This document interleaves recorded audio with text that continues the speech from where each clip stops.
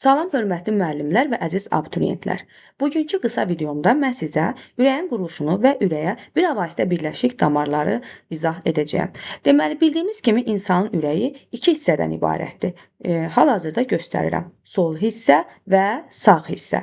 Və insanın ürəyi 4 kameradan ibarətdir. Yəni, sol hissənin özünün 2 kamerası var. Sol qulaqcıq yuxarı tərəfdə dayanır, sol mədəcik isə onun aşağısında. Sağ hissədə də 2 kameranı biz aydın şəkildə görürük. Sağ qulaqcıq, sağ mədəciyin bir növ yuxarısında, üzərində dayanır. Deməli, insanın ürəyinin sol hissəsinin 2 kamerasını gördük və onlar arasında əlaqə var.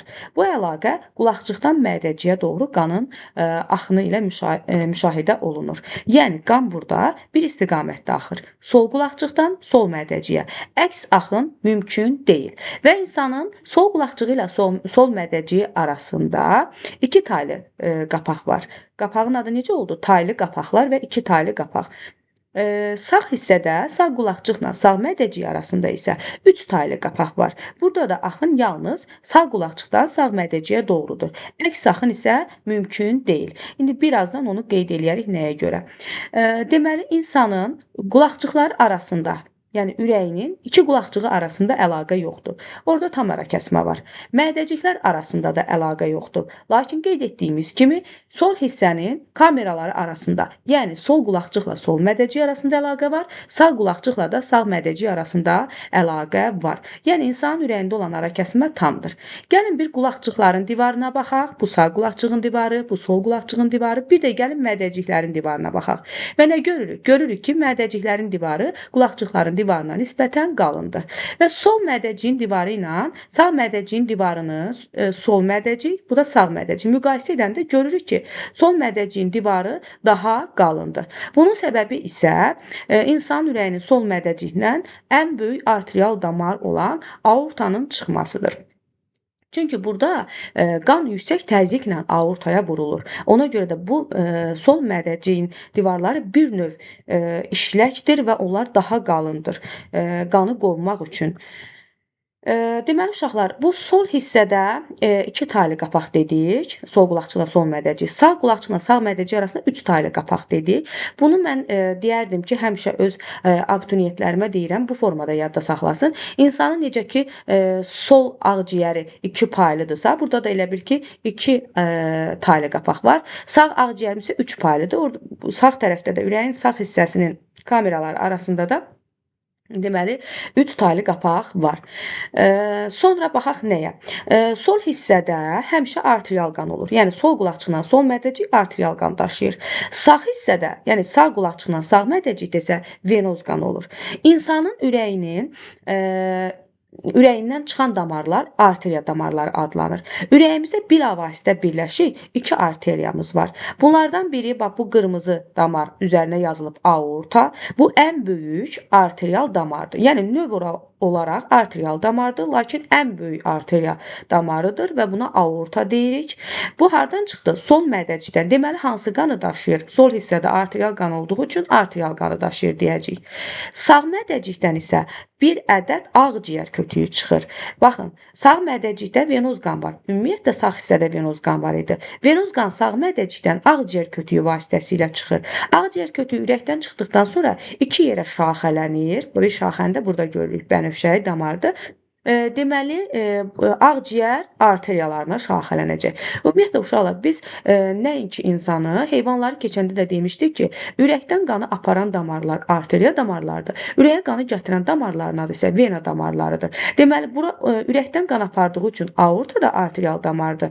Deməli, ağciyər kötüyü də əslində arterial damardır. Çıxır, ağciyər arteriyalarına da bölünür. Lakin biz bunu ürəyin sağ mədəciyinə birləşib bir damar kimi görəcəyik. Çünki bilavasitə ağciyər kötüyü birləşir və bir ədəddir. Deməli, venalar isə qanı ürəyə gətirən damarlardır və ürəyin bir növ qanı qəbul edən kameraları sol qulaqcıqla sağ qulaqcıqdır. Deməli, qanı göndərən sol mədəciklə sağ mədəcikdir, qanı qəbul edən isə sol qulaqcıqla sağ qulaqcıqdır.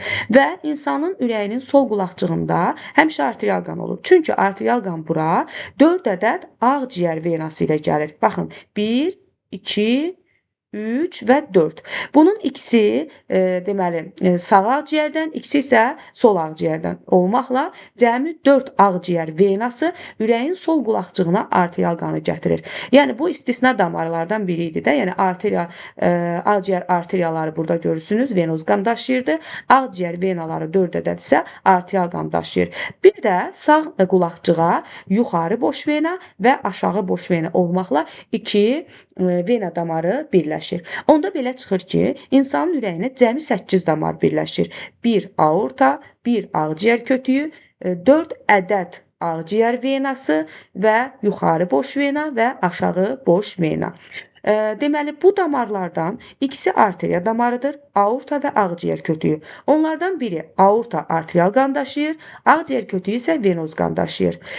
Bunlardan 6-sı isə vena damarıdır. Belə ki, sol qulaqcığa birləşən 4 ədəd ağciyər venası, bu sarı hissə ilə göstərilən və sağ qulaqcığa birləşən yuxarı boş vena və aşağı boş vena. Başqa cür bizdən necə soruşa bilər? Bizdən soruşa bilər ki, insan ürəyinin sol hissəsinə neçə damar birləşir? O zaman biz sol mədəciyə birləşən aortanı sayacağıq və sol qulaqcığa birləşən 4 ədəd ağciyər venasını sayacağıq. Olacaq 5 damar.